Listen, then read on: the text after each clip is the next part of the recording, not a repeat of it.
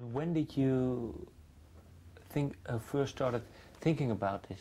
Was it when I was 8 years old? 8 years old already. Yeah. Okay. When I first heard the word infinity, and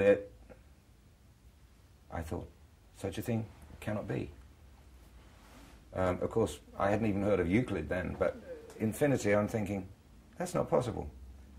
Nothing goes on forever. I went home and it was a summer's evening and I was lying in my bed and I thought, well, everything ends somewhere. My room ends, there's a brick, and the house is oh, hang on, beyond, there's the garden, there's the street, there's the town.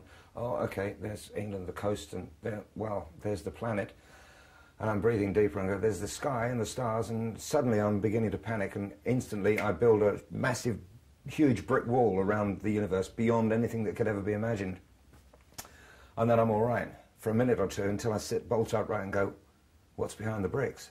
And that was then, through this series of examples, that I began to grasp the idea of infinity on the grand scale. But of course, if you're going to have infinity on the grand scale, you've got to have it on the small scale too. And this is where you get to the twisting and the reflection of dimensions. And some years later, I read Edwin Abbott's Flatland, which is about a two-dimensional world. He was very clever to explain to us, from us living in a three linear dimensions, how it would appear to a two-dimensional world if a sphere passed through and they couldn't recognize it. They didn't understand what a three-dimensional object was. And it had to move up and down through the plane, so it got smaller and larger as it moved through. Yeah. And so, with reading Michio Kaku, reading Hawking, and these wonderful theoretical physicists who are geniuses, and to a man, and I'm reminded of Darwin, and I'm reminded of these other great figures, when every single one of them says before the Big Bang there was nothing. And I'm thinking that's a nod to the creationists.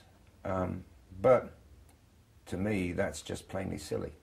It just is plainly silly. Okay, before the point of effervescence in a bottle of fizzy water or a glass of champagne, there was nothing, but obviously nothing similar, but there was something else.